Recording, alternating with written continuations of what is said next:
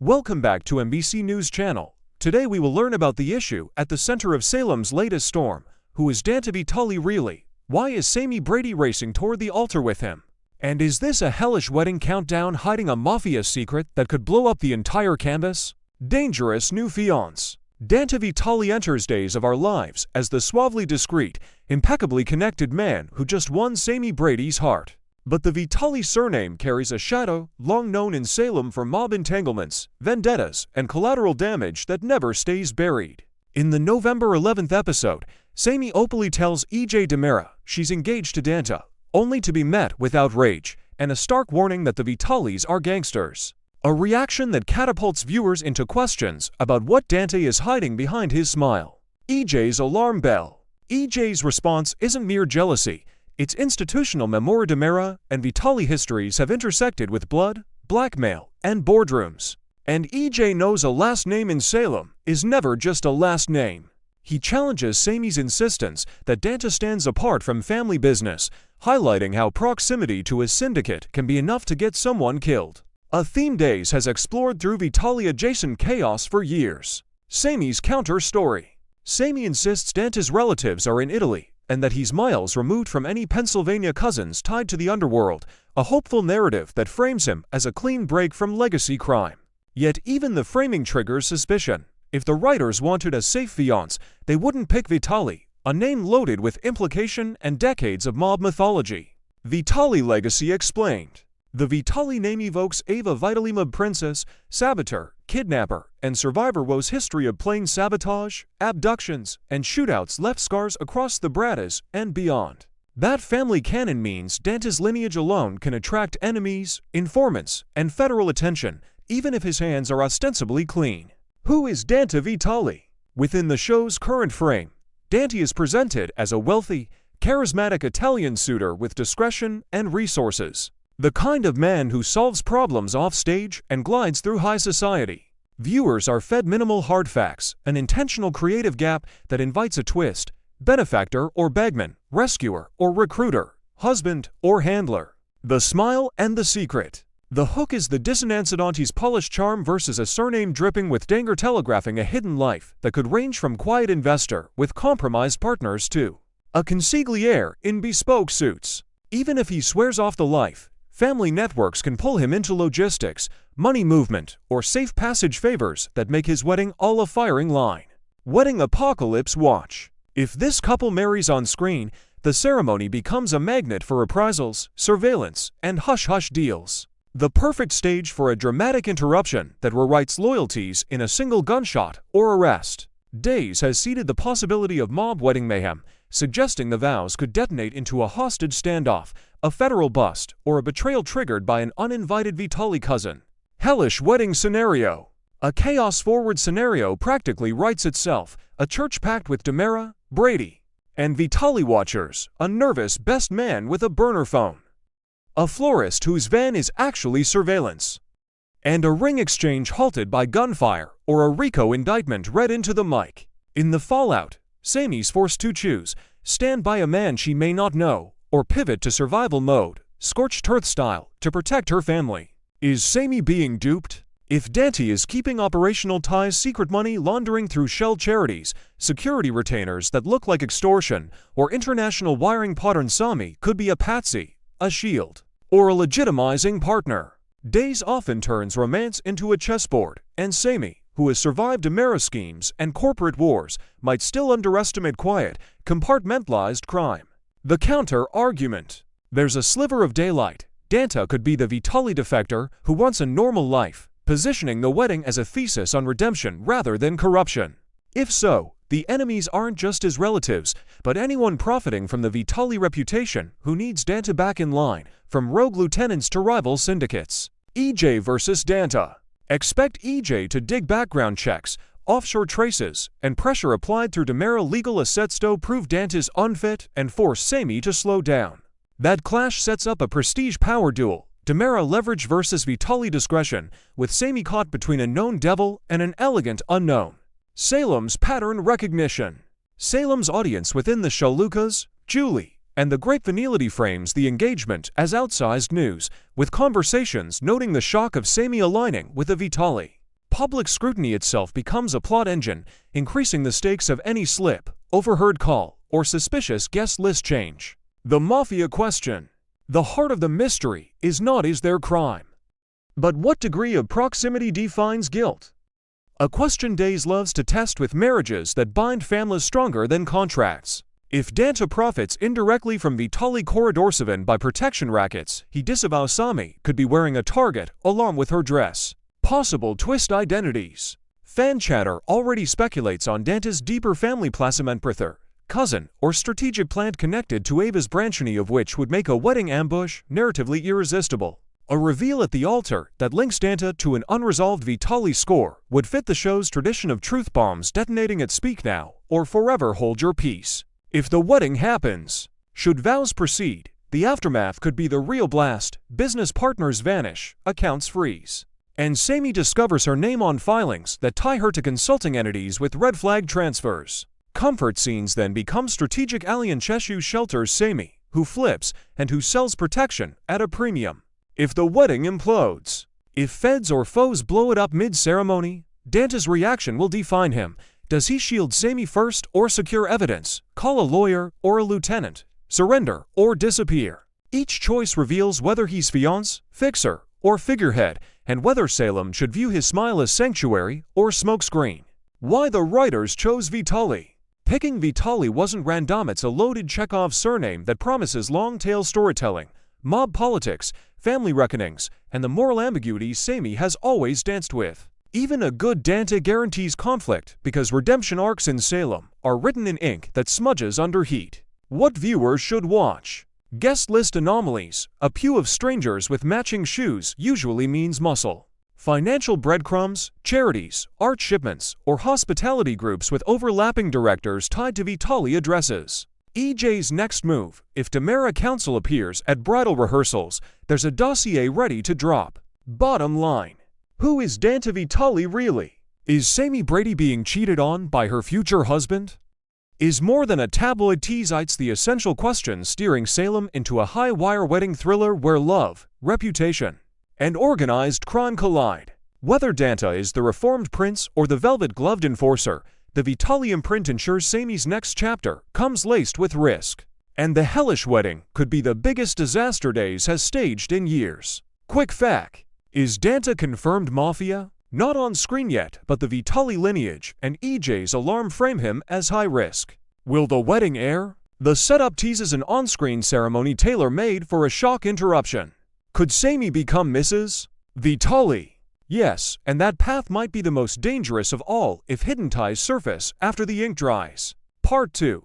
Days of Our Lives, Tuesday, November 11, 2025. Maggie's secret battle, Philip's desperation, and Kat's haunting memories unravel in Salem.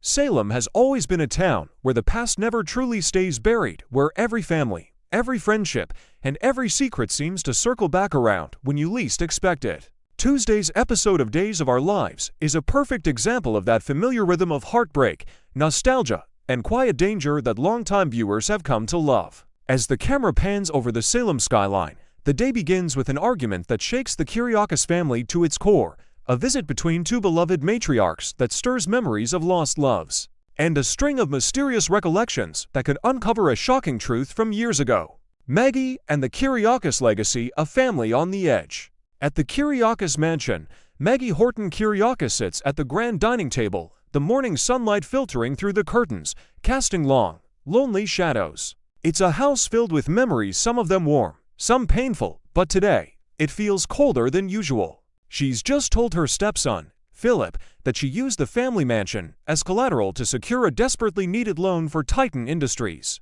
The moment the words leave her mouth, Philip's face tightens with disbelief. "You did what?" he demands, his voice echoing through the marble halls. "I didn't have a choice," Maggie says, her tone calm but heavy. "Titan is bleeding money, Philip. The loan is the only way to keep your father's company alive." The mention of Victor Kiriakis' name softens Philip for only a moment. Then, frustration takes over again.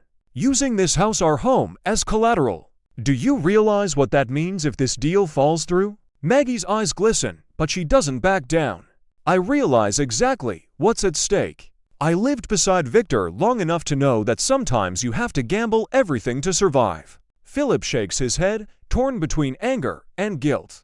Dad built Titan from nothing, and now we're watching it crumble. I can't let that happen. When he storms out, the silence he leaves behind feels deafening. The mansion, once a symbol of Victor's power and pride, suddenly feels like a burden too heavy to carry. Maggie, clutching her pearls, whispers quietly to herself, "I hope I've done the right thing, Victor."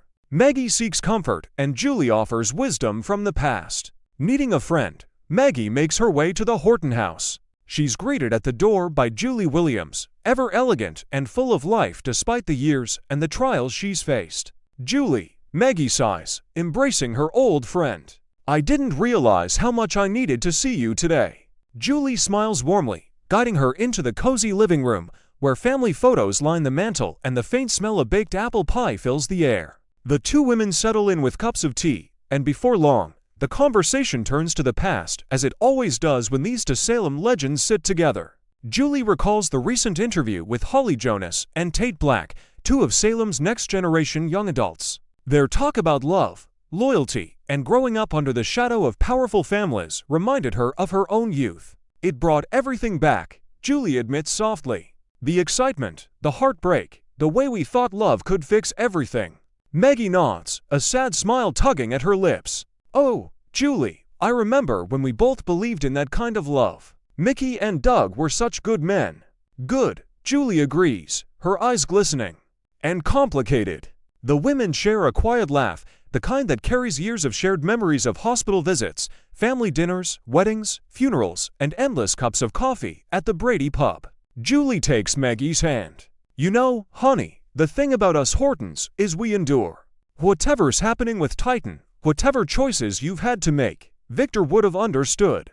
For a brief, tender moment, the weight on Maggie's heart seems to lift. Philip's downward spiral. While Maggie leans on friendship for comfort, Philip Kiriakis turns to something much darker: a bottle. At the Brady pub, the lights are low, the atmosphere hushed. Philip sits across from his brother, Lucas Horton, with their mother, Kate Roberts, nearby.